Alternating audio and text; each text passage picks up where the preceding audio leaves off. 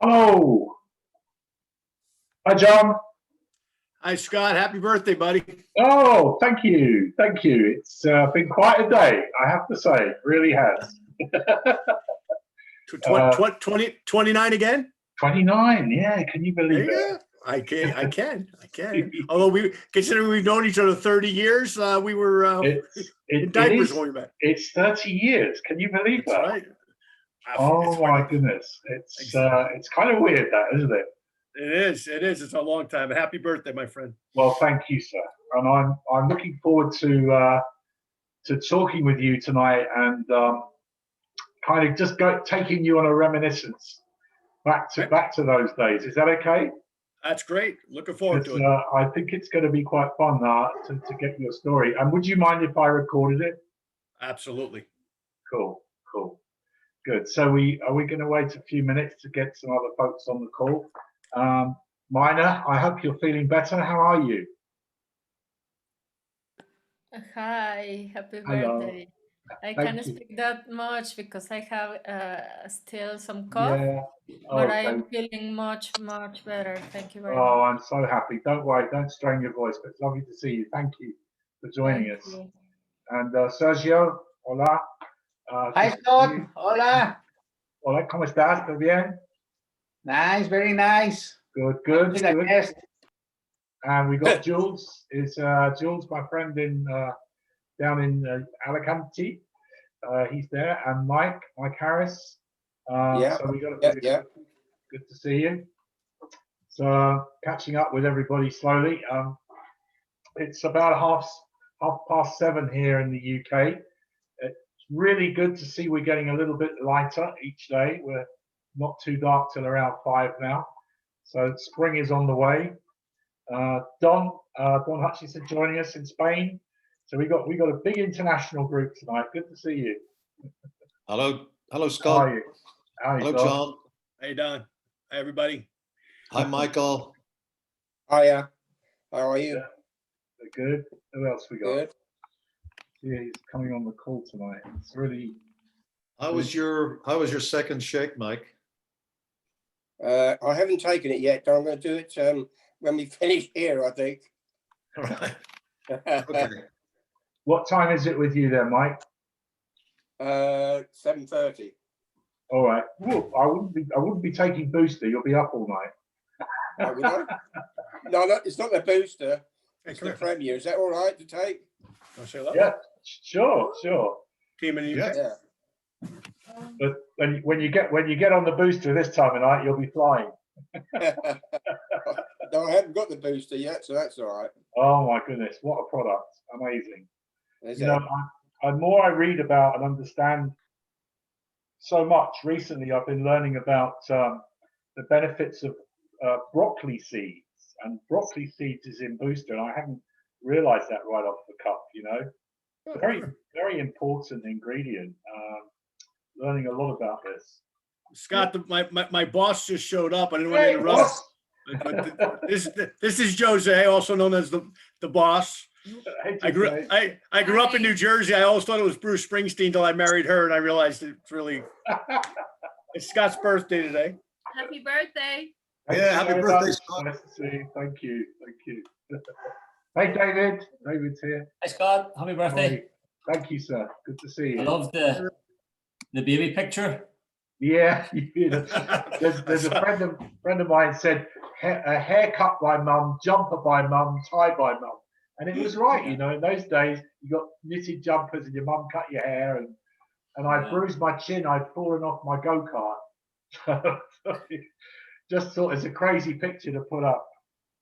Anyway, we're all here, and I think we should get started. So thanks everyone for joining us. I'm really excited tonight. I was going to show the cover of John's book, but he's already got it right behind him, so nobody missed out on it. You know, last Wednesday I was really fortunate to get Foster Owusu on the call, and tonight I've got his co-author John Solleder, and this book was a really powerful read for me, I have to say, John. A lot of names in there I recognise very well from the industry. And some good friends as well, which I've known over the years. I met sort of Ron Forrester and Leslie Hocker. Obviously, the preface there by Larry Thompson, and I know we're still friends with him. Really, really good read. But I want to take you back a bit earlier, if I may. So, you know, we hooked up together in the UK back in '92, and John just reminded me that's 30 years ago. God, I can't believe it. But we were busking around in London, but that wasn't your first experience with networking, was it, John? No, Scott. First of all, happy birthday, my friend, and many more. Thank you. Thank you. And now that you're using a Munical, you're going to be here for, you know, you're about halfway through the game now. The human body, from what I understand from some of the people I listen to, Rip Esselton and David Avocado Wolf and some of those guys, is 120 years. So you're just about at the midway point, and I'm getting there. I'll be 60 myself this year. So we're catching I up. cranked up 163 press-ups this morning. I did my usual 100 and then added another 63. So. There you go. There you go. But, you know, yeah, I started in 1983. Okay. I was a college student. I went to a great university, Seton Hall University in South Orange, New Jersey. Go Pirates. More known for our basketball team than any other sport. But anyway, I was about to graduate from Seton Hall University. And funny how life works, because April of that year, I competed in a what's called a Sambo tournament. Sambo is Russian wrestling. I had a background in wrestling and also in judo. So I went to this Sambo tournament in Virginia.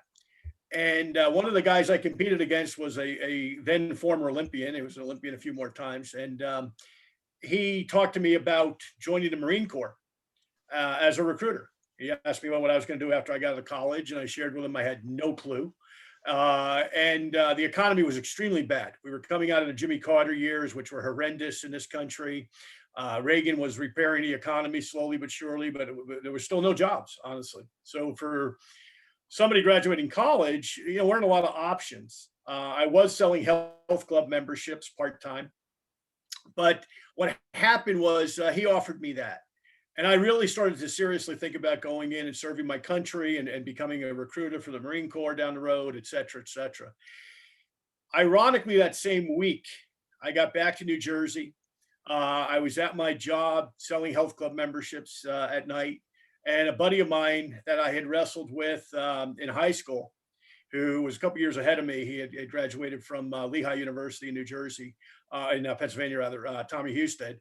Tom came in and we started to talk, and he starts to tell me about this company called Herbalife. I never heard any of this before. He's telling me I could have my own business. If I can write him a check for $32, Scott, I could have my own business. And the problem at that point in my life was $32 was a lot of money. And but I love Tommy. Atención, vamos a correr para disfrutar. Y correr no significa medio. Okay. Anyway, Okay. anyway, yeah, if everybody can mute, please. Anyways, to make a long story short, Tom presented me with Herbalife. I wrote him that $32 check. I asked him to hold it.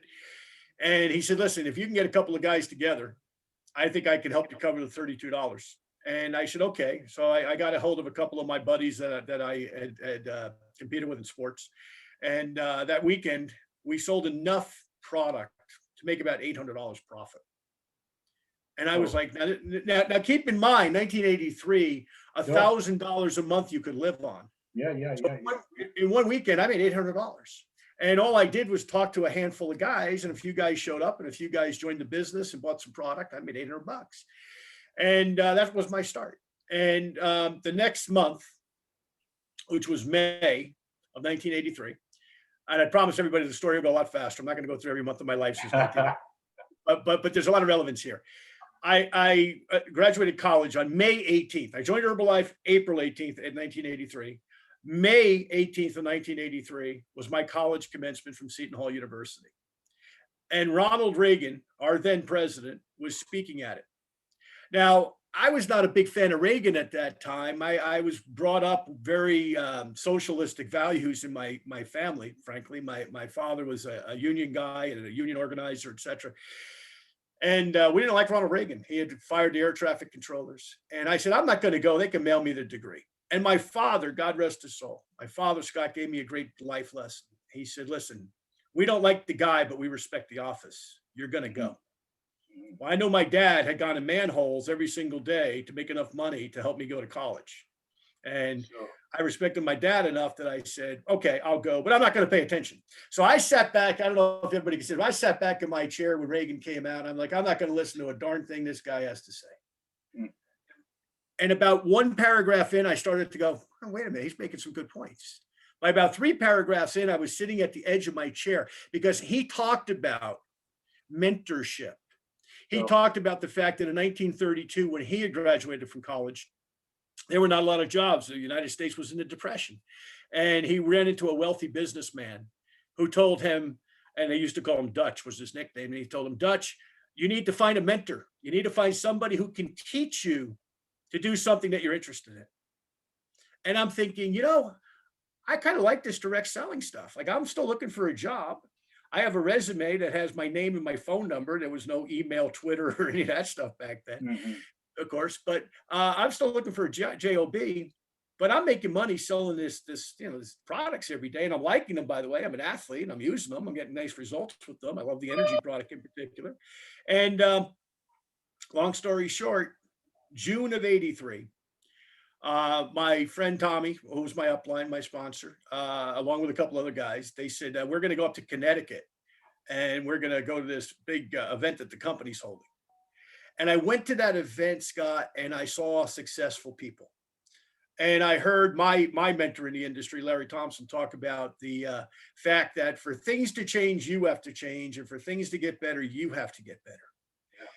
And see, I thought at that point in my life that it was all about who the president was, whether it was Carter, whether it was Reagan.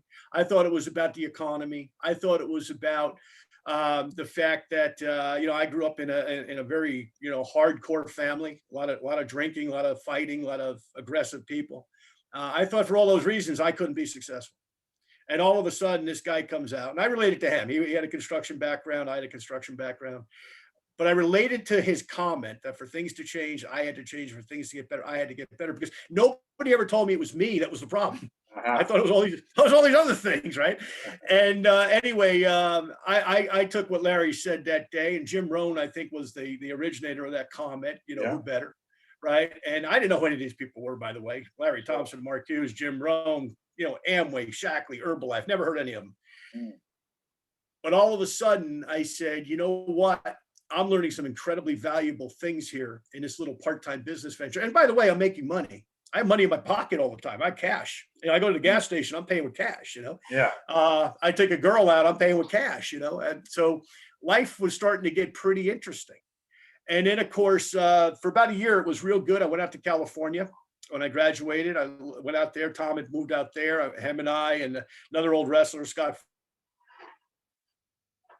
Furman, who unfortunately passed away. But we lived with Scott on the beach in Long Beach, California. And I would walk the beach every day selling product and promoting my product. And I went up and I met Mark Hughes. And I'll never forget this. I took a bus and I went the wrong way on La Cienega Boulevard, and I wound up in the hood. And I got out and I realized I'm in the wrong place. And then finally, a very nice gentleman told me I had to get on the bus and go like 3 miles that way. And I did. And we showed up, Tommy and I showed up, and we had lunch with Mark.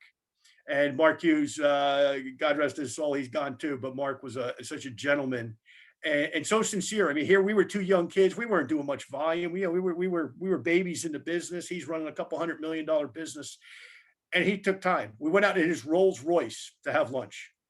Okay, here's these 2 young kids, and we're out there with Mark. And Mark wasn't that much older than us, frankly, but we went out to lunch, and Mark shared some things with us, some principles, and one of which was to care more about your distributors earning income than you earning income. And wow, I'm like that. I'm still that way today. People say to me, how come you work with people that aren't in your downline? How come you work with people that aren't even in your company? Because I believe in this industry. Mark, I stood on Mark's shoulders, so to speak, where, that kind of logic has served me well. It served him well. It serves countless other people well. Think more about the big picture of helping people, and you'll get yours. You can't help but get yours if you help enough other people get theirs, So that's kind of where it started.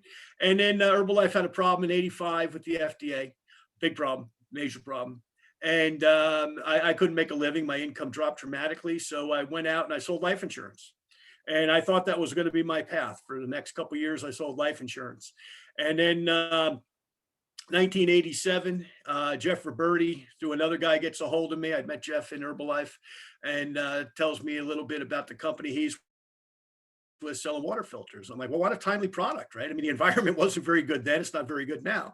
And I started to sell these water filters, and myself and another guy, we teamed up. A guy named Richie Leonardis. We teamed up as partners, and we went out and we set the volume record for the company. Nobody had ever done the kind of volume that he and I did in 1 month. But I wasn't wild about the product, to be honest with you. I thought the product might have some issues in terms of how much water it would or wouldn't filter. So I wound up joining another direct selling company that Ron Forrester, who I had met at NSA, introduced me to, a company called Clearbrook out of Birmingham, Alabama. And because I had a lot of sales skills, both multi-level and traditional selling skills that I had picked up in the life insurance industry, because what I do, Scott, is I always study the masters. When I got in the insurance industry, I started studying people like Joe Gandolfo and Ben Feldman, some of the masters in the life insurance field. I started studying them. So I had this great sales background between network marketing and traditional selling. And to make a long story short, I decided that I wanted to be in network marketing. I said, this is going to be my career. And I joined another company called Clearbrook, and I rapidly became their #1 earner. Met the guys who were the licensees for Canada. And they said, why don't you come up to Canada and help us? And I said, well, I'm still selling life insurance. And they said, well, what if you came up on Thursdays and went home on Sunday? I said, okay. So Friday, Saturday, Sunday, I'm in network marketing. Monday, Tuesday, Wednesday, Thursday, I'm working for my insurance company. And I'm burning the candles at both ends. But I am just making so much progress in my life and in my development as a sales professional and a marketing professional. And I'm learning the best way you can, just doing. And that's what happened. And then I became their top distributor. My checks started getting up there to some ridiculous figures. And that went on for about a year. I decided to leave the life insurance field once and for all. I said, I can't, you can't serve two masters. If I'm going to do network marketing, I really got to get in there and do it full time. I moved to Toronto, Canada. And about 6 months later, that company decided it did not want to be network marketing. And I was like, wow, here we go again. Like, maybe I should go back, maybe I should go back and start selling insurance again. This was in 89. But one of the guys who I had met and sponsored into that company, Clearbrook, was a guy named David DeBora. And David was frontline to me in a company called Lifestyles. And he said, I have money. He's been very successful in real estate. I have money. I'm going to start my own network marketing company. So in 1989, he starts a company called Lifestyles. And I'm like, well,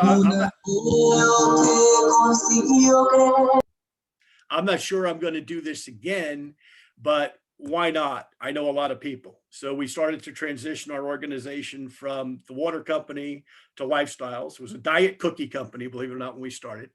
And one thing led to another, and we started to open up businesses around the world. And one of the things that we did was we opened up a little place called the UK, and I met a guy named Scott Lucy.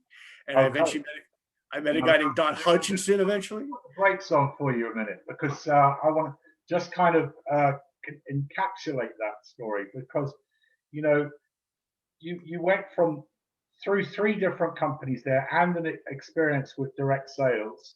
So there's a lot of rounded experience there.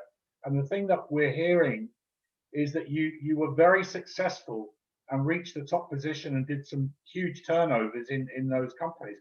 What is the skill you felt that you had that took you, from being in construction and with that, that sort of aggressive background in family and, only some of political thoughts in the family and no personal direction. So your personal experience and growth from the mentors there, but also what is it you feel, what was your sort of ability to hit those high figures?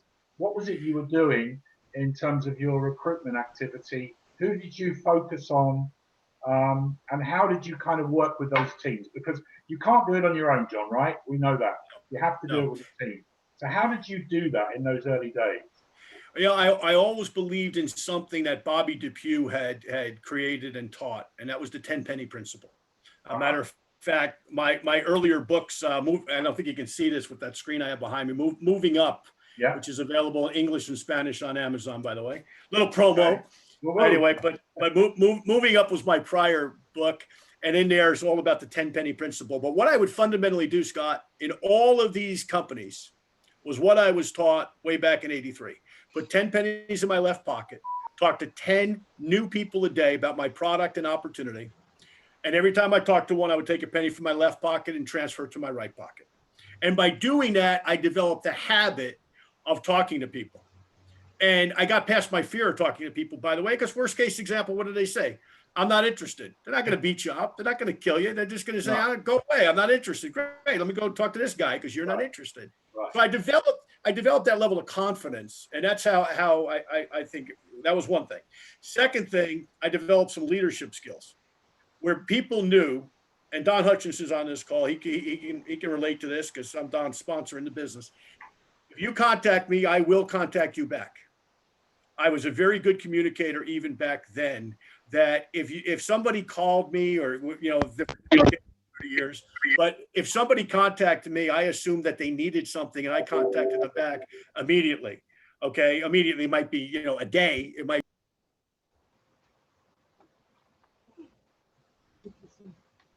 So we've lost you, John. Sorry. Yeah. We've lost you there Yeah. for a second. What I was saying was my communication skills got very good in terms of leadership, because when someone contacted me, I would contact them back. If they needed a three-way call, if they needed an opportunity meeting, if they needed they needed to meet for a cup of coffee and they were local. Okay. I always took the time to work with them, and that developed leadership. So the way I've been able to, in my career, get to the top rank, and I've done this 5 times, the top rank in 5 companies in 38 years. Okay. Right. It's very simple. Communicate. Okay. Don't run away. And sometimes somebody needs to communicate. It's not a positive issue. They don't have a great 3-way call with a prospect. They have an issue with something within the company, something within their distributorship, something within their personal life. But I became a great, I believe, communicator and responder. I responded to people's needs. And I learned that from Mark Hughes. Mark Hughes was the same way. You have to respond. They're not calling you because they have nothing else to do. They're calling you because they have something that they need. And the other thing, Scott, is I've never given up or stopped my self-development. I am a voracious reader. I have been since I've been a kid, but in our industry, you have to read. All leaders are readers. And I can tell you, I've worked with some of the top people in this industry. Okay, from Mark Hughes, Larry Thompson, Jim Rohn, Bobby Depew, way back to people like my friend Dan McCormick, who's over with another company, very successful. Jeff Roberti, one of the top distributors in the history of the industry, and others. Every one of these guys, if you're with them, I don't know if you can see this or not, they got their nose in a book. They're always reading. All leaders are readers, and it works the other way. All readers are leaders. Okay, and I don't care what you're doing for a living. Read. The information is there. And that's what I continue to do. And that's what still helps me to this day. Yeah. So reading, we got to get rid of the dog.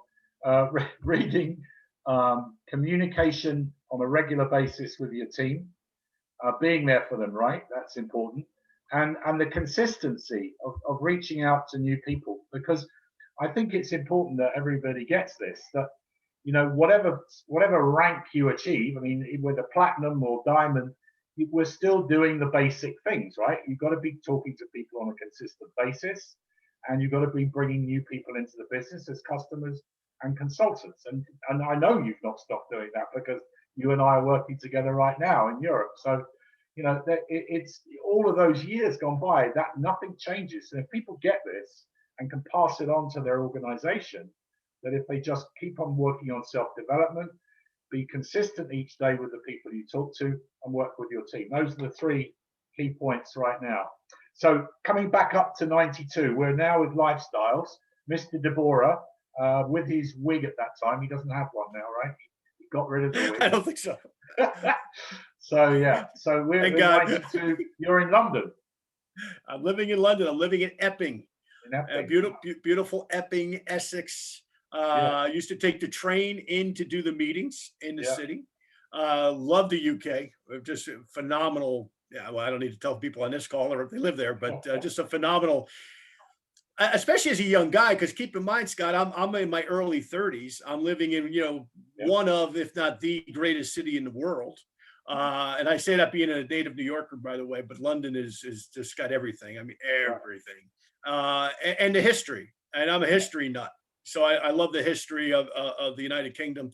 And it was great building a business there. You didn't have internet, right? We didn't have No. We didn't know. So you had a cell phone.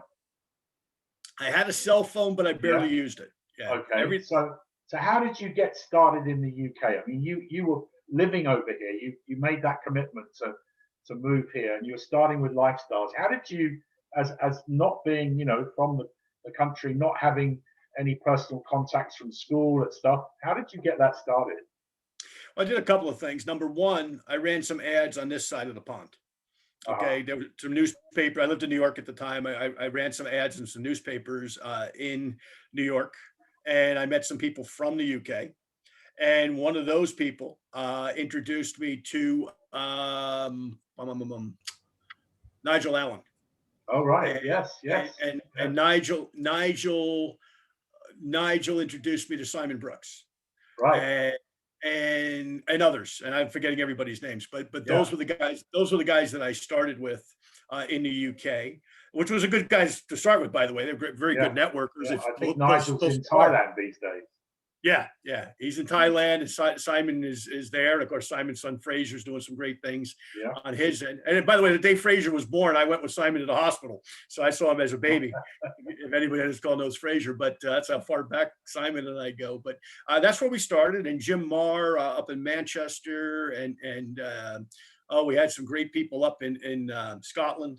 So we just started, and we had a product delay. I mean, not everything's perfect in this business. We had a product delay. The product was leaving Canada on a ship from Montreal, and the rudder on the ship hit an big iceberg.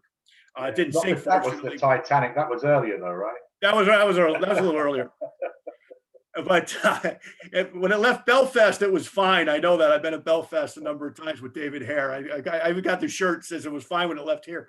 But no, it really did. The ship broke its rudder. Yeah. So it had to return to Montreal. Wow. And this was a perishable product we were selling. It was, it was a cookie. It had a 6-month shelf life. Yeah. Sure. Yeah. So it had to go back there. They had to replace the product and then reship it. So I'm in the United Kingdom doing these meetings all over the place, and I have no product. So finally, when we could finally sign people up, it cost 15 quid to join. Yeah. Okay.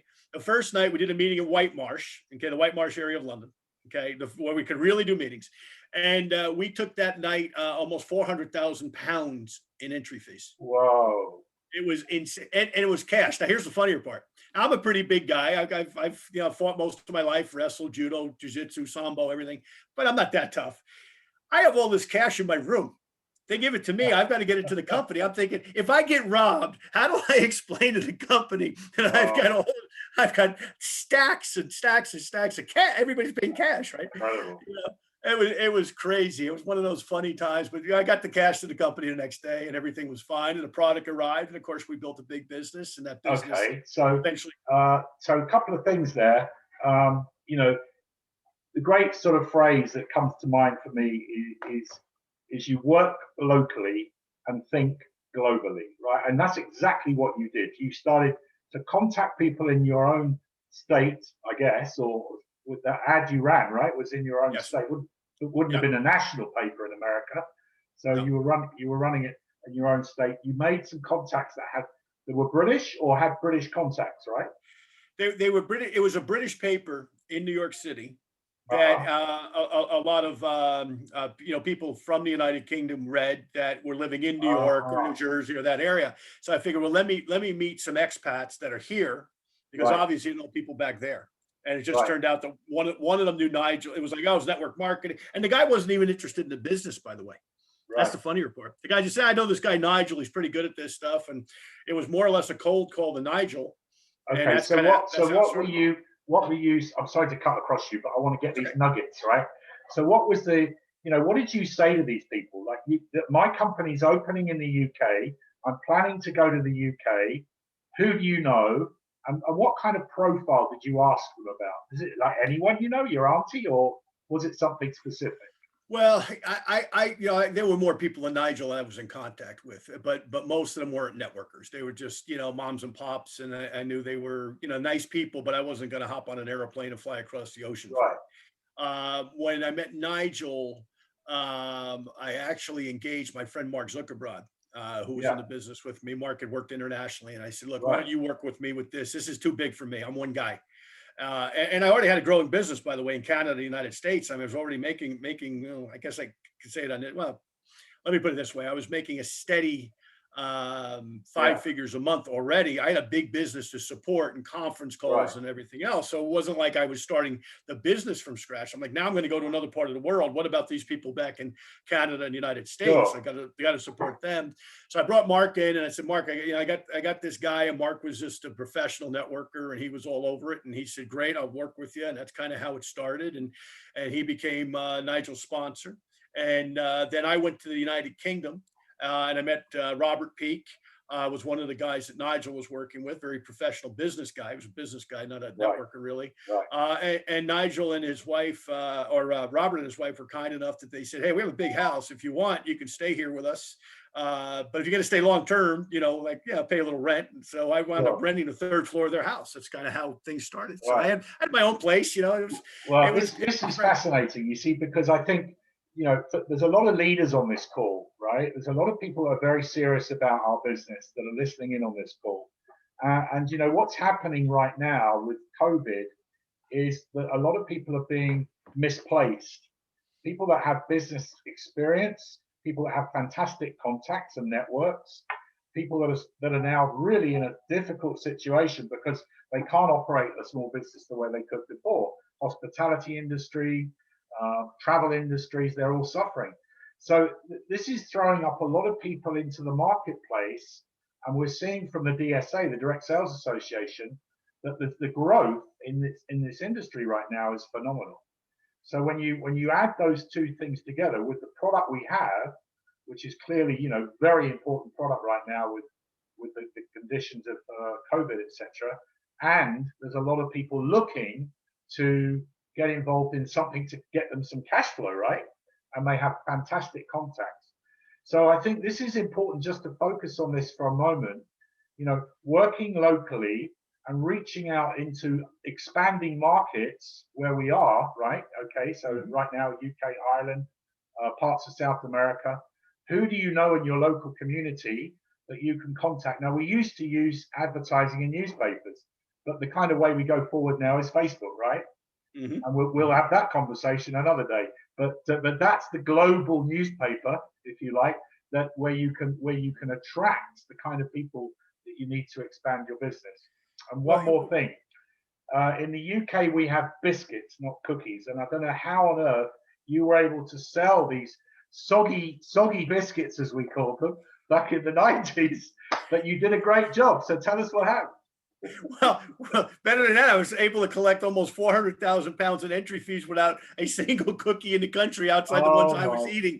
So, yeah, it was pretty crazy. We probably broke every law imaginable with what we did, but there's probably still posters in the post offices in London. But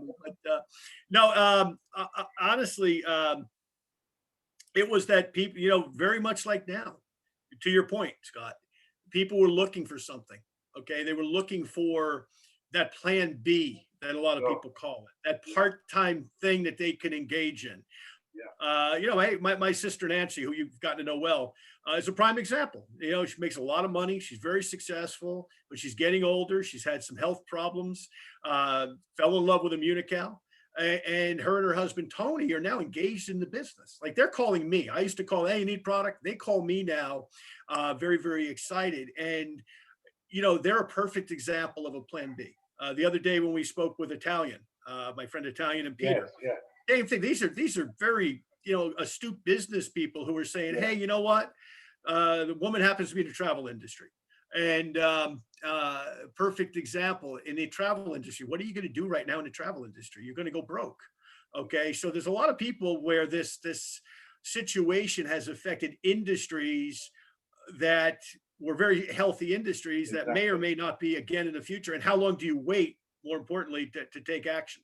You know, one other quick point I want to make though, Don, Scott. Yeah. You know, we're talking about Facebook and reaching out.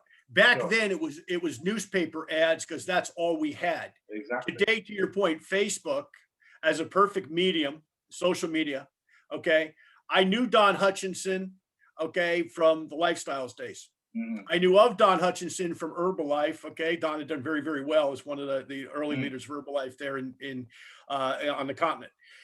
And I reached out to Don about 6 years ago, instant messenger, based on a conversation I had with one of our executives at Immunitech at that time, where we were talking, we said, we're open there, not a lot happening. He said, well, who do you know over there that maybe you can get? I reached out to 3 guys. Don was the only one that answered me, just like, you know, Nigel wound up being one of the ones that answered, you know, prior. And that's how Don got here. Okay. Don can tell that story another time if he hasn't already, but Sure. that's how Don got here.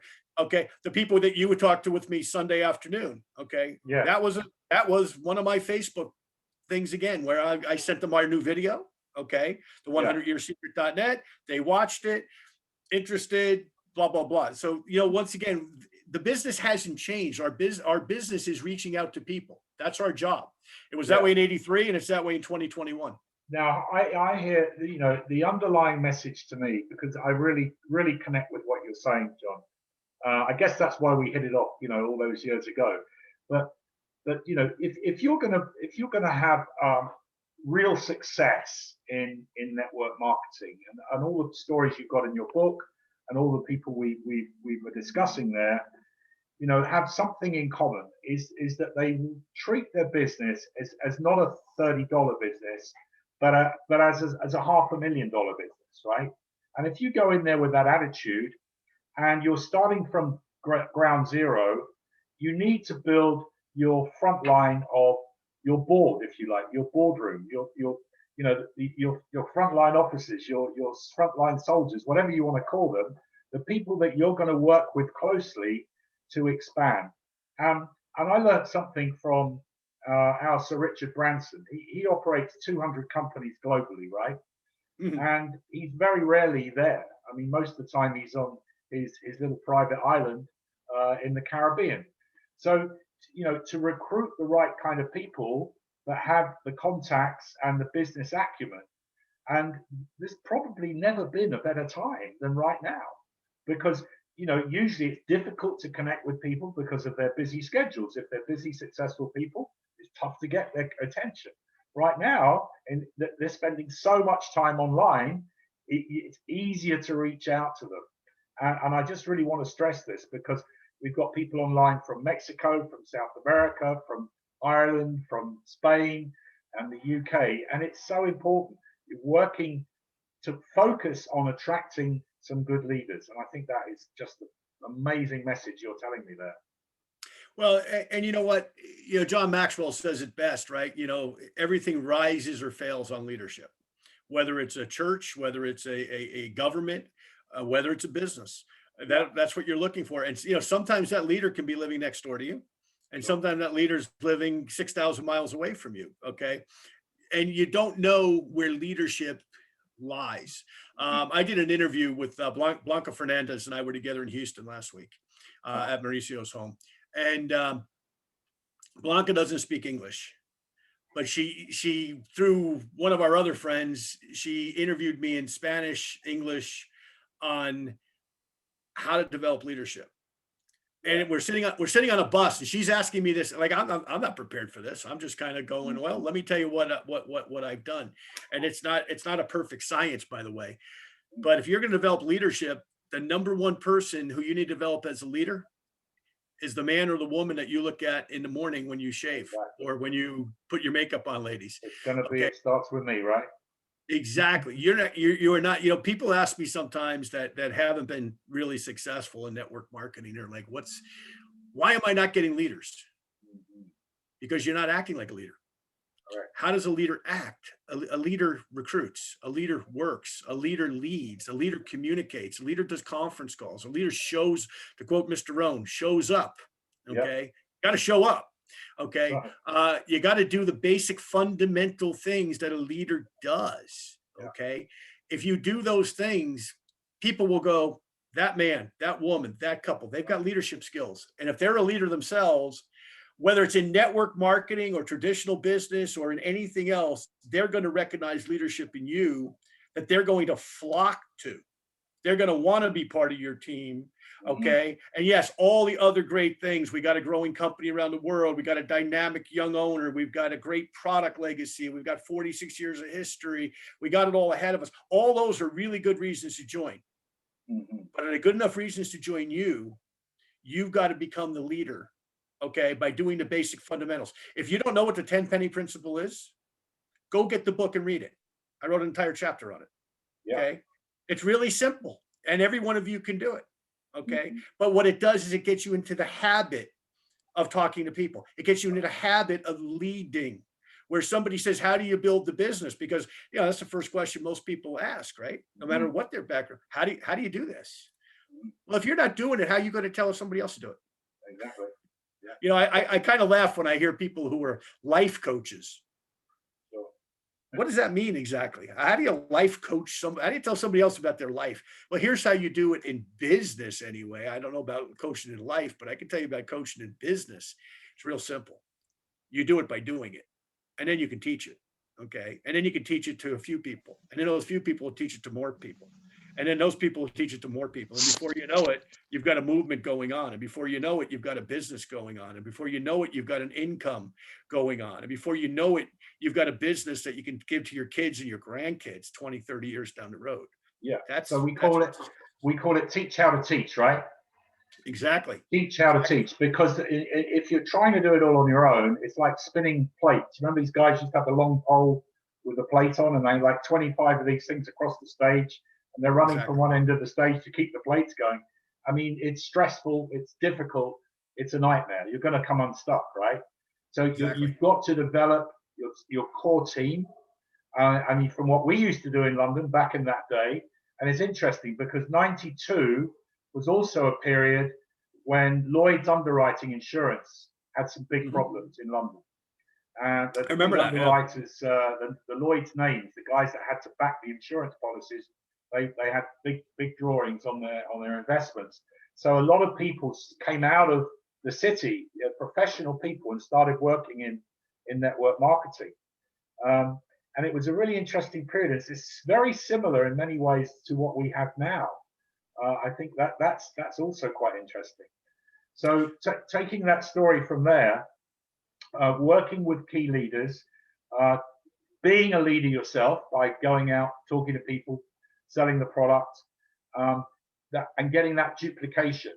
And now as we're expanding it globally, what would be your take right now on someone sort of starting out, how to work other parts of the world? How would they attract people to do that, would you say? Well, I'll tell you a couple of things that you can do. Okay. First of all, look locally for ethnicities of markets that we're opening. Okay. So for example, if we're going to open, now let me just throw this out there. I don't know this, but let's just say we were going to open Portugal or Italy in 2021. Let's just say we were, okay. Let's say if that were to happen, right? Are there people, if you live in Dallas, Texas, like I do right now, okay, or you live in wherever you live, okay, are there people, Italian people, that have a group that they belong to, perhaps a chamber of commerce, perhaps a social club, okay, that are either Italian or Portuguese, and maybe down the road that'll be German, maybe down the road that'll be Belgian, maybe down the road that'll be Swiss, maybe down the road that'll be Turkish, maybe down the road it'll be, I don't know, okay? Yeah. But that's how you get to know people in other ethnicities that perhaps you don't currently know. Right. Okay. And it's interesting you say that. It's interesting you say that because when we were talking with Foster last Wednesday, he said to me that he was interested in trying to find people in Colombia because he's learning to speak Spanish. So I went on to Facebook and I put in there Latinos in Toronto in the Facebook search. and it came Mhm. up with 73,000 people in that group. Mm. The other one we looked at was Toronto Entrepreneur Small Business Group. That came up with 27,000. So it just by using Facebook, you're right, you can connect with these groups, and just by befriending people there, not pushing your business initially, right, is actually starting to develop relationships. Would you agree with that? Absolutely, and it's getting to know people at a regular level before you say, hey, I've got something that this way they don't feel like, okay, you're trying to take advantage of them because they're from somewhere else in the world, perhaps. Okay. You don't want anybody to feel like you're taking advantage of them. You want somebody to feel like you're sharing with them, more importantly. Okay. But if you go in with a heavy hammer, so to speak, you're probably not going to do well. Get to know people. Here's another thing. Okay. And I know right now, depending on where you are in the world, restaurants are kind of a no-no. However, there are places that you can go in that are, 25 or 50% occupancy. Find a restaurant, for example, if it were Portuguese or Italian, okay, find a restaurant that you go in and you find out who owns it.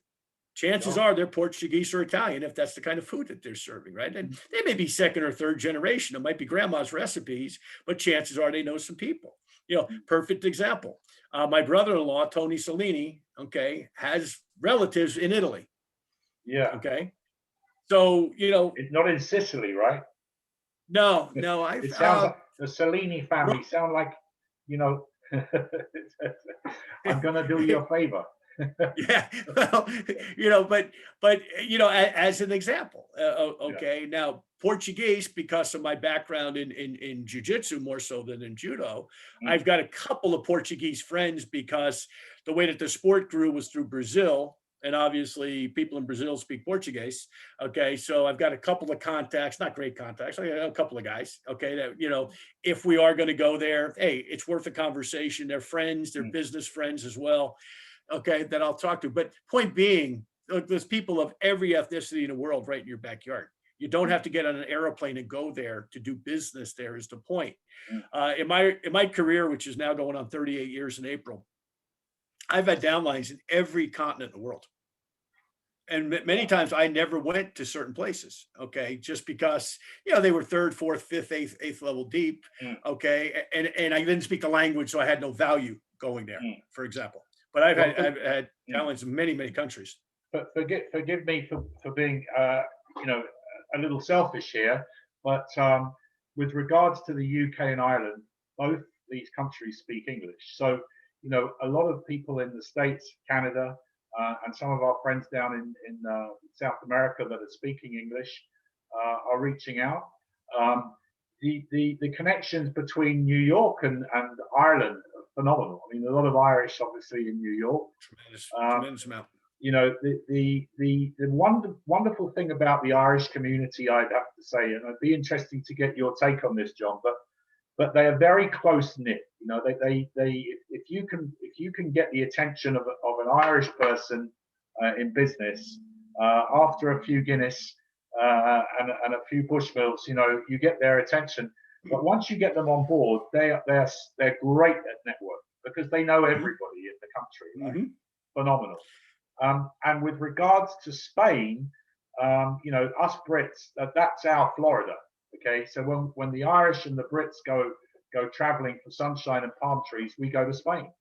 And Spain is growing massively right now. As Don will tell us, he lives over there in the expat community of the British living in Spain.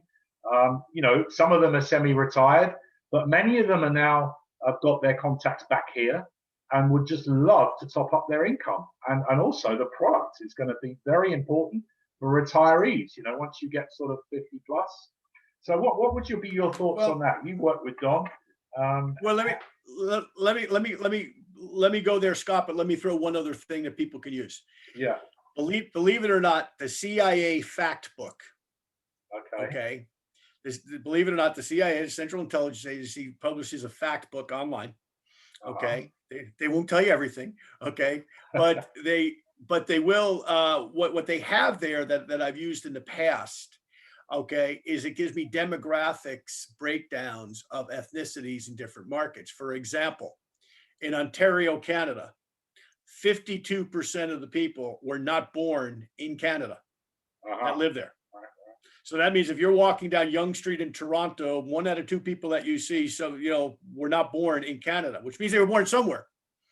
So when you look at a company like Immunotech that's going to be and is establishing a global footprint, right? Yeah. You want to know people. You just want to know people because where are they from? Who do they know where, so to speak? You know. So that just a point I wanted to throw out there. And I reminded some of my friends in Toronto, including Foster, that the UK and Ireland are well represented in the province of Ontario. And I'll give you a perfect example of that. I don't know if he's on the phone or not, but our own Dr. Jeffrey, okay, McTavish, okay. You know, Dr. Jeffrey, I know he speaks like you do now, Scott, but he started life in Toronto. Right. Yeah. Yeah, he's a Canadian, and his family, of course, a lot of them. I think his daughter's even in Toronto. But you know, point being, you've got this swing back that takes place of certain places, like you said, you know, New York and Ireland, certainly. Okay. Yeah. UK, very heavy establishment of people from the UK in the Toronto area of Canada, as an example, right? You get out to Vancouver, a lot of people from Hong Kong when we eventually get to Asia. Okay, tremendous amount of people from Hong Kong and Vancouver, et cetera, et cetera. You know what I'm saying? And I know just when you look at London, there's different pockets of London that nobody's speaking the British There's English. very few Londoners in London. I mean, you've got a whole melting pot there. That's for sure. Exactly. So what was your next question on that, Scott? Well, you know, I think the other thing is that when you and I were sort of working over here in '92, and we were burning a lot of gas, right? We were running around the country in vehicles. That's something we can't do now. And what we've learned over the last sort of year or so is how to use this wonderful free Zoom for our meetings, you know, and what's coming up with this next technology on the 19th and 20th with the global virtual conference. It's very powerful now. I was watching a chat show the other day, and the host is sitting in the chair, and he's got this huge screen in front of him, which is the person he's interviewing. So instead of them being sat opposite him on the sofa, they've got a screen there they're talking to, and people are becoming much more sort of user friendly with this technology. So you know, you put an email together, you put a WhatsApp, you put in Zoom, you put in WeTransfer, you can get heavy documents, videos, all this information sent around the world in seconds. And we don't actually need to be burning gas right now, do we? We're much more eco-friendly. We can have meetings just like this. So what would be your experience with doing your Zoom-tacular, for instance, which we love, right? Give us a little bit of background on how you use that tool, please, John. Well, it's an interesting history. What happened was I was in Mexico for the convention in February. I left there to come back here to Dallas for a week. I went back to Mexico, or 2 weeks. I went back to Monterrey, Mexico, where I've got a very large business. And I went back there to do a meeting, which I did with Dr. Pelayo and some of the other Spanish-speaking leaders on a Saturday, March 8th. I remember the date. And I was going from there back to Dallas for a couple of days, to Baltimore to work with a new group there. And then from there, I was going to my home in Canada, en route to Montreal for a big event we were doing March 22nd. Big event, big Canadian event, once a year thing that we had established a year before. And matter of fact, I think Mauricio was even coming to it, if I remember right. But anyways, it was a big deal. We had, 1,000 people that would have been there in Montreal. And all of a sudden, we all know what happened. Yeah. No meetings, no hotels, no flights. No. So I was talking to Julie Gorham, and Julie was still running Canada at that point. And I said, man, Julie, we need to do something. These people need an event. I know. So I don't know what happened, but I've been using Zoom for about a year. And I said, you know what? Let's just do an event on Zoom. Let's do a Saturday event. I don't know who's going to show up. Let's put a flyer out.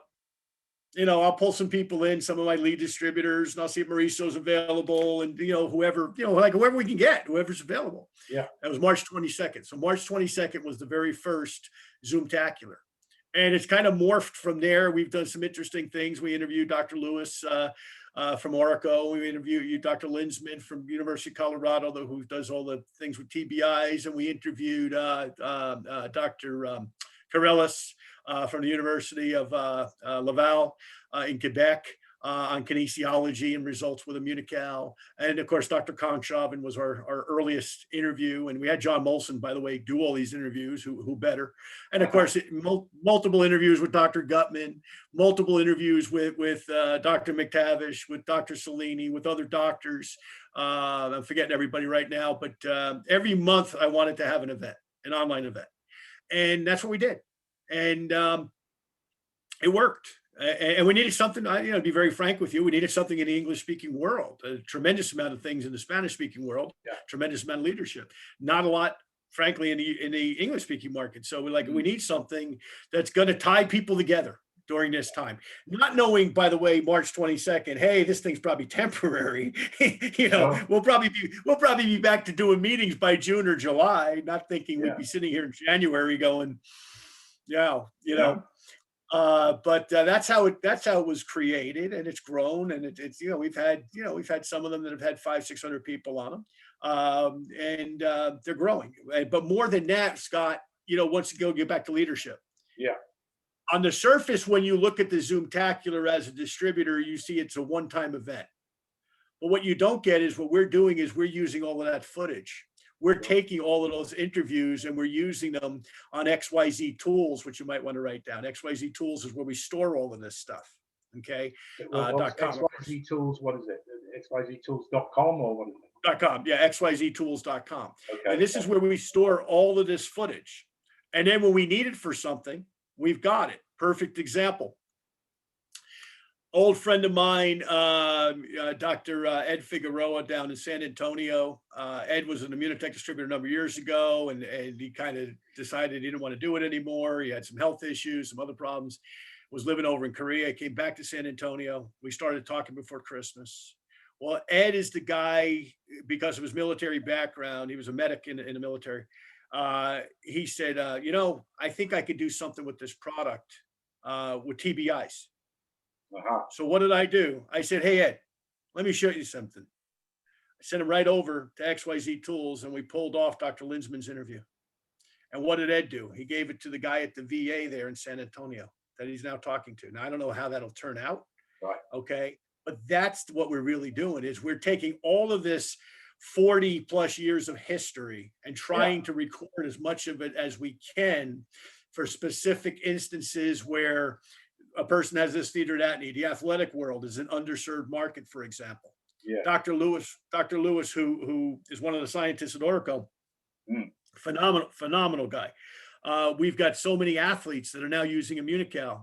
Now, when we started this 24 plus years ago on my end, we saw this as a product for sick people. We saw this as a product for people that, had health issues. And yes, it is.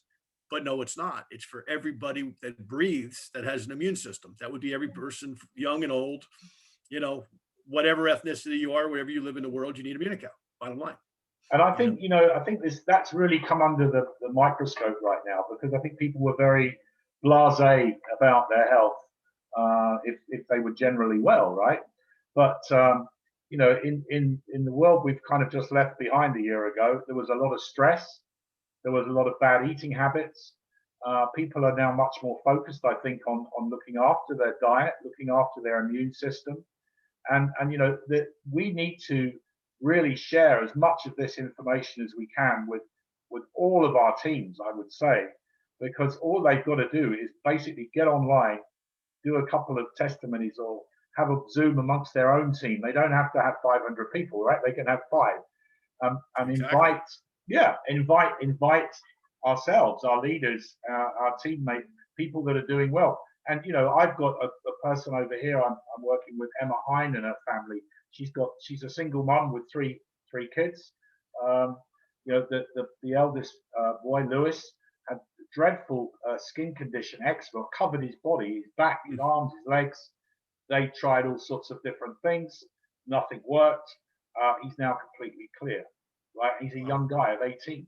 So Great. you know that's one end. The other end, of course, is the people that are very vulnerable right now, and the athletes are still working. Right, the gyms are closed, but they're still working hard. So you know the immune system, the diet, the lack of funds right now that people, because of their circumstances, needing to earn extra income. I mean, all these things coming together. I think it's just really important that we network between each other and encourage our teams to do the same. Wouldn't you say? Well, you know, here's how I see it. There's never been a better time for Immunical. And when you look at Immunical, when we're done with this call, if you go outside, you know, I guess nobody's driving. I know it's nighttime where most of the people are in the world. But think about the tire on your car or on your bicycle. Yeah. Think of the very core of it, right? The very middle of it, the very center point. Yeah. That is where good health begins. That's the alpha and omega, if you will, of good health. That's Immunical.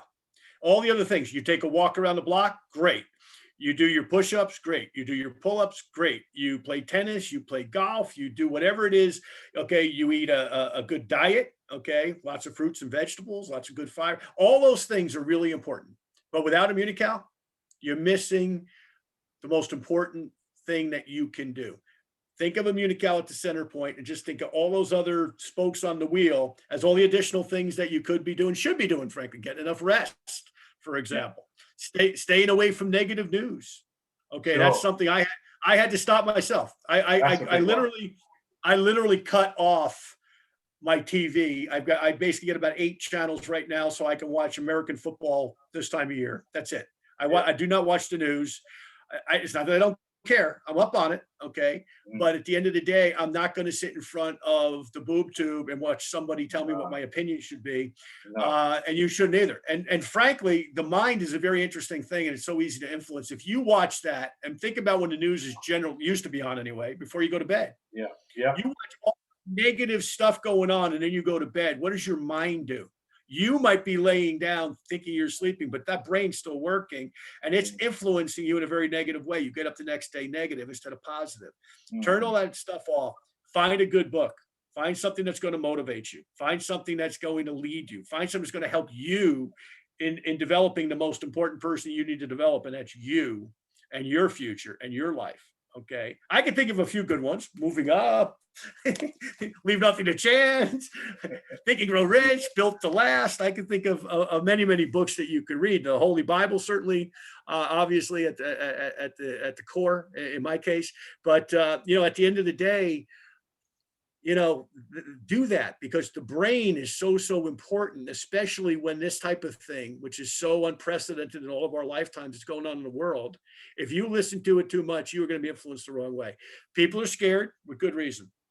This is like, let me give you an analogy, Scott. If we were in a building and there were a fire, okay, and I knew where the fire escape was, I would have a responsibility to tell you and Don and Aurelio and Alejandro and Michael and the other folks on this call, hey, the fire escape's over here. Yeah.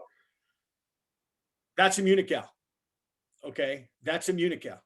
Not because of COVID, but because it's a product that every human being should consume, because the 46 years of evidence-based science that support it is unique. It's a product you cannot live without. You should be using it every single day and sharing it every single day. Okay. Now, this current circumstance, does it help? I guess in a way, sure it does. But at the end of the day, before this happened, those circumstances still existed. Okay. When this problem is resolved, and it will be resolved, I'm sure, with good science and time. Okay. There's still a whole lot of other things, the diseases of aging. I'll give you one other, Scott. I was with a number of people last week, and the director of marketing, who I imagine you know, Chris Cruz, I met him for the first time. Yeah. And I was sharing with Chris at dinner. I said, let me tell you how valuable this product really is. 2 completely different circumstances. I'm in the Dominican Republic a few years ago doing a meeting for my buddy Raul Tufik. And ironically, the same day he got engaged. He since has gotten married. Okay. Anyway, so I remember that day like it was yesterday. Anyway, Raul says to me in his limited English, will you talk to these guys? They're weightlifters. They're like you. They're weightlifters, right? Okay. So Now these are Olympic weightlifters. I power lift. It's a little different, but weights are Right. weights. So here's these strong young guys come up to me and we start having a nice conversation. And they explain to me that in the DR, the abundance of protein doesn't exist. So because of their training, they use Immunical in their training Wow. because it's the best protein and the most accessible protein for them. Now, these are world-class athletes. These are guys that might be in the 2024 or 2021 Olympics in Japan this summer if they happen, or down the road, okay? And they explained to me that when they take Immunical, they take a fork and every last morsel they consume. Mhm.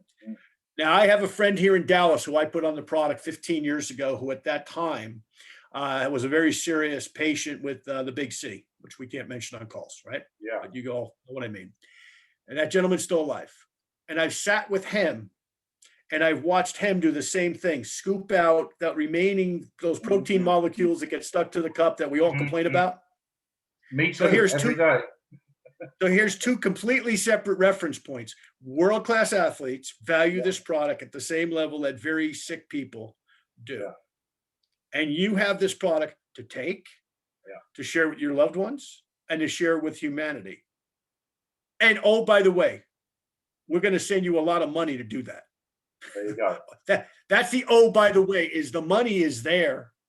Okay. And people are making it. We paid out over $100 million in commissions last year. $100 million in commissions last year. Mauricio Domenzane wrote a lot of checks last year to a lot of people in a lot of places. And we hope he's going to write a lot more this year too, John. John, listen, it's been an absolute pleasure having you on the call, Mr. John Solleder, author of this great book, along with his partner there, Foster Ruzu. I'm just so happy to have you on my birthday call. It's been a Absolutely. real honor, and to see you and talk to you for an Let's hour do this again every year. after 30 years. It's great. I love it. John, We need to make this a tradition, Scott, every year. So. Listen, I'm looking forward to getting together physically with you guys again. I've got some good British tea in here. So cheers, buddy. So everyone, please give John a big round of applause, because he's done a fantastic story. Some wonderful tips to take away there. Very empowering indeed. So we're going to be back here next Wednesday. I'm not going to tell you who my guest is yet, but it's going to be a surprise. I hope you can all join me. Please pass this message on, because we do this every Wednesday at 7:30. I mean, we're getting some wonderful guests on board. John, once again, I really appreciate it. Love you very much, man. And thanks, Scott. Likewise, buddy. See you all again soon. Take care. God bless. Right. Bye, everybody. Good night. Thank you. Bye-bye. Happy birthday, Scott. Thank you. Bye-bye. Thank you. You're welcome.